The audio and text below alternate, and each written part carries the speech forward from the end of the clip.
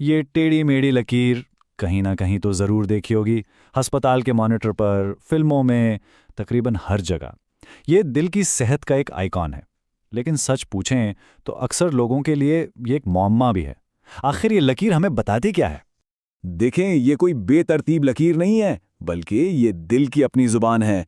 तो चलें, आज मिलकर इस बर की कहानी को डीकोड करते हैं और इस मुअम्मे को हमेशा के लिए हल करते हैं।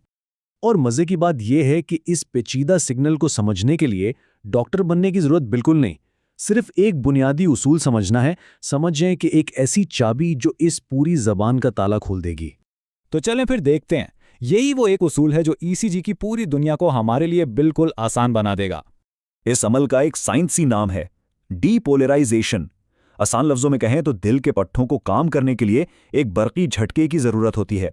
ईसीजी बस इसी बरकी लहर को मापता है जब यह दिल में से गुजर रही होती है। तो सबसे अहम नुक्ता यह है, जरा तसव्वुर करें कि ईसीजी का इलेक्ट्रोड एक कैमरा है। जब मुस्बत बरकी चार्ज की लहर इस कैमरे की तरफ आती है तो मशीन एक ऊपर जाती हुई लकीर बनाती है, और जब वही लहर कैमरे से दूर जाती है तो लकीर नीचे की तरफ चली जाती है। बस यही वो चाबी है जो सब कुछ समझा देगी। अब जबकि हम ये कैमरा रोल समझ गए हैं, तो चलें इसे इस्तेमाल करते हुए एक पूरी धड़कन की बड़ी तस्वीर बनाते हैं, जिसे पी, क्यू, आर, एस और टी लहरों का मजमुआ कहा जाता है। तो दिल की हर धड़कन में ये 4 अहम वाकयात होते हैं। सबसे पहले एक छोटी सी लहर बनती है, पी वेव। ये तब होता है जब दिल के ऊपरी छोटे खाने सिकुड़ते हैं। फिर एक मुख्तसर सा वक्फा आता है, यानी पी आर सेगमेंट, जहां बिजली का सिग्नल एक लम्हे के लिए ठहरता है। उसके बाद आती है सबसे बड़ी और तेज लहर, क्यू आर एस कॉम्प्लेक्स। ये तब बनती है जब दिल के निचले बड़े खाने पूरी ताकत से सिकुड़ते हैं। और आखिर में टी वेव आती है, जो इशारा है कि ये बड़े खाने अगली धड़कन के लिए दोबारा तैयार हो रहे हैं।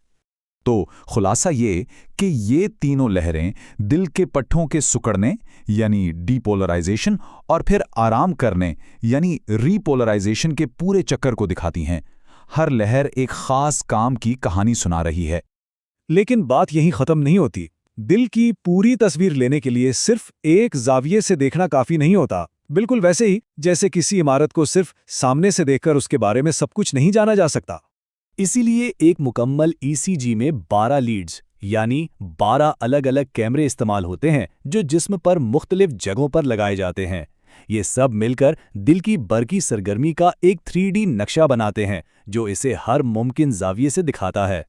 और ये वाकई बहुत अहम है, क्योंकि अगर दिल के किसी एक हिस्से में कोई मसला है, जैसे हार्ट अटैक से होने वाला कोई नुकसान, तो हो सकता है कि सिर्फ 1 या 2 कैमरे ही उसे पकड़ पाएं। 12 कैमरों का मतलब है कि डॉक्टर्स मसले की बिल्कुल सही जगह का पता लगा सकते हैं और कुछ भी नज़रअंदाज होने का इम्कान बहुत कम हो जाता है। ठीक है, अब आखिरी हिस्सा। ईसीजी जिस कागज पर प्रिंट होता है वो भी कोई आम कागज नहीं। ये एक खास किस्म के ग्राफ पेपर जैसा होता है जो 2 चीजें नापता है, एक वक्त और दूसरी बरकी ताकत। इस ग्रिड पर दाएं से बाएं जाते हुए हर छोटा खाना 0.04 सेकंड के बराबर है, और हर बड़ा खाना, जिसमें 5 छोटे खाने होते हैं, 0.20 सेकंड के बराबर होता है। ये पैमाइश डॉक्टरों को बताती है कि दिल के अंदर बिजली का सिग्नल कितनी तेजी या सुस्ती से सफर कर रहा है। और ये कुछ अहम पैमाइशें हैं जिन पर डॉक्टर्स खास तवज्जो देते हैं। वो इन लहरों के दरमियान वक्फे की लंबाई को देखते हैं। मिसाल के तौर पर, अगर QRS कॉम्प्लेक्स मामूल से ज़्यादा चौड़ा है, यानी 0.12 सेकंड से ज़्यादा का वक्त ले रहा है, तो ये इस बात की अलामत हो सकती है कि दिल के बड़े खानों में बिजली का सिग्नल किसी रुकावट की वजह से स्लो हो गया है, बिल्कुल किसी ट्रैफिक जाम की तरह।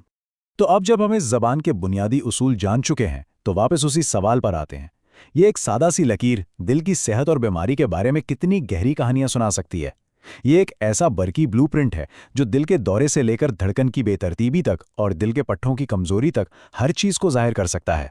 एक छोटी सी लकीर, मगर इसमें छुपी है दिल की पूरी कहानी। If you like our video on story of cephalosporins, please like and comment. If you don't miss out, please subscribe. Please share with your friends. Take care.